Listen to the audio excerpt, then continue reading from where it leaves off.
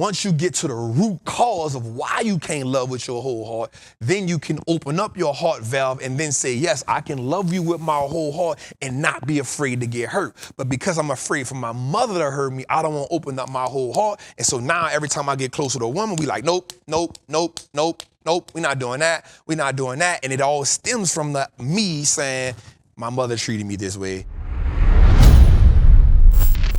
Building wealth. And when it comes to us, breaking that stronghold of how you feel about the market, you got to endure it. But so one of the biggest things about that is, how do we develop the tools? So even as I go to therapy, Jose, right? So as I go to therapy, one of the things that me and my therapist talk about is we equip me with the tools so that I can reflect on moments. So I'll give you an example. I like to teach from personal perspective. So one of the examples that we always use is my mother. So that is a hurdle for me, right? And the reason why we got to use my mother a lot is because I didn't realize that was what's the word I'm going to use for when it comes to Matt? That was the common denominator to a lot of the issues I was having, right? She was the common denominator to a lot of, and she didn't do it intentionally. And one of the things I had to learn how to do was, and I had a phone call last night that really helped me break through with it outside of what my therapist was doing. On the phone call, the person told me, you got to give your mama more grace. You got to give her more grace because of all the stuff that she went through and she navigated through as a teenage girl in the 80s being pregnant with a kid.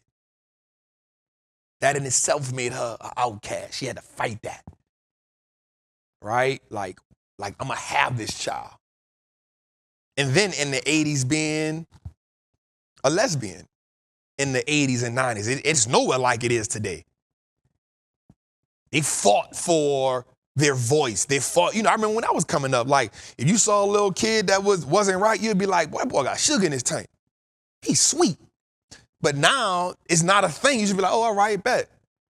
But when we was young, it was like, boy, what's wrong with him? But we didn't understand, you know what I'm saying? Like, we didn't respect it like they respect it now, because there was a different type of rule that was going on. And we didn't understand that freedom to be whatever you want be and all that. We was like, nah, bro, you playing some football. Why you over there playing hopscotch? What's wrong with you? And I'm not saying that I'm just saying that's where we were. So they fought that community fought to have a voice nowadays. But when you're fighting for your voice, it's not easy in the beginning stages. And so she fought that. And so imagine getting shot in front of your kid when he's 9. Imagine selling drugs, using drugs, all of these things, going to prison, leaving your son while you're in prison. Like, she fought all these battles. She fought all these battles, but only thing I worried about was, how did it make me feel as an adult? How did it make me feel as a child? And so we bumped heads a lot because I didn't learn to give her grace. I didn't learn to give her grace until I got older, till this phase of my life. And then what I started doing, Jose, was I would love her from a distance, and I didn't realize this. I was loving her from a distance so that she couldn't hurt me, but that I could still love her. You feel me? I was loving her from a distance. I would keep her further enough from me so she couldn't hurt me, but enough to where I can say, yo, I still love you. Look what I'm doing for you. But I'm saying, look what I'm doing for you, not to her, but to myself, so that I can appease my own flesh. This is therapy coming out right now. And so what I had to learn, what I'm doing now is saying, no. Trap, we can't love your mother from a distance. You got to love her unconditionally. And when you love her unconditionally, you can love a woman unconditionally. You can love a woman with your whole heart, but you can't love a woman with your whole heart until you start to love your mother with your whole heart. Because once you get to the root cause of why you can't love with your whole heart, then you can open up your heart valve and then say, yes, I can love you with my whole heart and not be afraid to get hurt. But because I'm afraid for my mother to hurt me, I don't want to open up my whole heart. And so now every time I get closer to a woman, we like, nope, nope, nope, nope, nope. We're not doing that. We're not doing that. And it all stems from me saying, my mother treated me this way. Not on top of the fact that when I was 16, I got robbed by a woman who set me up when I was 16, and that cost me the shooting, man. So now you add that with that, and then my grandmother passing away. So now it's like, yo, every time I'm vulnerable with a woman, I get hurt. And so what happens is you learn how to now just do what? Okay, let me just keep piling this up on top. And so now I'm coping through the world saying, let me not get close with women because this is how I get hurt. You feel me? And so now when you go to therapy, my therapist is like, yo, I'm like, I don't care about talking about it. Why? Because I want to love. And I was using my daughter as the where I overcompensated at. So nope, I'm not gonna love you. Mom, I'm definitely gonna keep you over here, but I'm gonna keep you in arm's distance so I can tell God I'm still honoring her. So now I'm trying to make a pact with God. Like I'm honoring, you say I honor her, so I'm honoring her. You say I love her, but I'm gonna keep her over there so she can't hurt me. But also, look, God, here's what I'm doing with my daughter. I'm all in on this.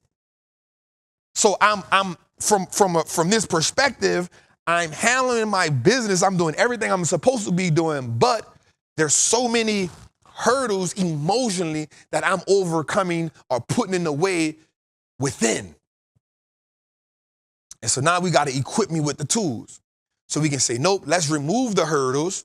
Let's remove the hurdles and let's let the heart do what it's supposed to do so that you can unlock feelings that you're supposed to unlock so that now you can maneuver through life like you're supposed to. But watch this, Jose. Watch this, Jose. So that you can also feel the love that God have for you. Because you can't truly walk in your purpose like I want you to do if you are blocking your heart. You can't even love me unconditionally, and I can't get through to you like I want to. So now what I got to do is I got to put you in these pressure points to see if you going to do the thing that you're supposed to do so that I can use you the way I'm supposed to use you. But until you get the tools to unlock with mom, I can't use you, and you making this thing harder than it's supposed to be. Because you don't want to yield to the situation. You won't do what Trap won't do. So we go into the season of transformation. We go into the season of vulnerability, which is why I'm in church crying like a baby. When the bishop touched me, I start crying. When they singing and worship and praise, I start crying. I ain't fall out. Let me tell you about a situation that happened to me in church right quick, Jose. Can I have 5 minutes? So, Tootie, let me just tell this one. This would, I had to run and tell my therapist this story, Jose. I'm sitting so every time I always tell, TD Jake's team, like, you don't got to give me no special treatment. But they just honor the value that you know what I'm saying? I respect it. So they always put me like on the second row to the side where, by Miss April, what we said about Miss April. And so I've been going, bro, and I've been getting moved. So one day when me and Jose went for Father's Day, we always get on the second row, but this time they put us on the first row. They put us on the first row, and I'm like, wow. I'm like, all right, I ain't even think none of it. And Bishop talking, and he went through this 5-minute phase where he came right where I was at, and it just like made me get up. And I remember just being there for like 7 minutes, and it just felt like the whole world was ducked up. It was me and him, and it felt like he was just lashing me. He was talking about fathers. I just started crying. Next thing I know, Jose right on side me. And I think he coming to comfort me, but then he started crying. He talking about, I done caught the wrath for you. You feel me? He like, bro, I don't never want to do that again. My dogs, I don't want to do that no more. So now I'm like, yo, don't never put me on that front row. Right? Don't ever put me on that front row. So I'm in church Sunday. And my spirit is so full from Saturday. So I'm in church, bruh, and Pastor Torre talking, and for 30 minutes, I'm fighting my own brain because I keep hearing something say, get up and stand in the aisle. Get up and get in the aisle. And I'm like, I'm not getting in that aisle. I'm listening to the word, and I'm literally telling myself, I'm not getting in that aisle. I'm like, stop. I'm literally saying, I'm not getting in that aisle. 30 minutes into, I'm like, I'm not getting in that aisle. I'm standing up, I'm like, oh, that's good. And so once I stood up and I knew I was standing up for like 10 minutes, I'm like, I'm not getting in that aisle. I'm not getting in that aisle. I'm not getting in that aisle. I'm not getting in that aisle. Next thing happened to me is I say, Miss April, I feel like something blocking me. Let me get in the aisle. I get in the aisle, in less than 2 minutes, a lady come out crying. Now, have you ever been in a Potter's house? There's about 500 like ushers and PMTs, whatever it is. Nobody gets up. And the pastor says, somebody give her a hug. And if you go look at it, you'll hear him say, he said, somebody give her a hug. We're a church. But nobody gets up. I'm the only one up. Now, this is the Potter's house. In any other time, people will flock. Like, you can't take 2 steps toward that stage without an army hit. Like, men start getting up, people start sliding. None of that happens. So I get up, I go hug the lady. The minute I hug her, she collapses in my arms. I hold her for like 3 minutes. I'm talking about she boo-hooing in my arms. And then that's when the other people come. When they come, I just still hold her. I'm holding her. And then they're like, y'all can bring her to the back. I step back. I feel like they're doing what I was doing. I go back to my seat. I say, Miss April. She said, She shake her head. I said, you know, I fought that for 30 minutes. And she said something to me in that moment, Jose. She said, as long as you sat in that chair, in that seat and fought that, you was holding her up.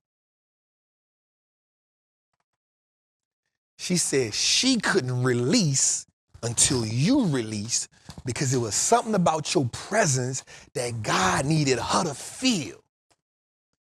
She said, why you think nobody else ain't get up? Nobody else ain't buzz. She said, it's the Potter's house. They trained to do that. They programmed to do that. But nobody moved because it was meant for you to get up. It was meant for her to feel your presence. And so, Jose, I thought about this when I sat back down. So I'm sitting on him in disbelief, and I said something to myself, Jose, I said, that's not just for that. That's in life. When God's telling us to do something and we don't do it, there's a chain reaction of people that we are holding up. There's a whole chain, a domino effect. When we don't move in purpose, there's a whole domino effect of people that cannot be released because their release is attached to our purpose.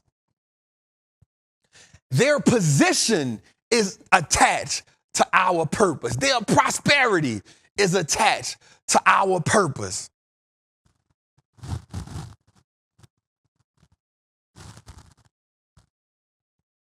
So watch this, Jose. I tell the story to my therapist. My therapist tells me, that's amazing. I love the perspective. He said, that's good. He said, but let me go a little deeper with you. He said, you don't even know that woman.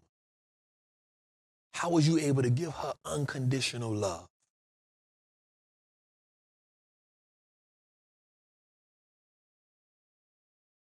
He said, you don't know that lady.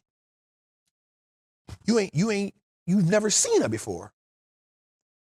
That's God showing you that it's time for you to give your mom with the love that you've given everybody else.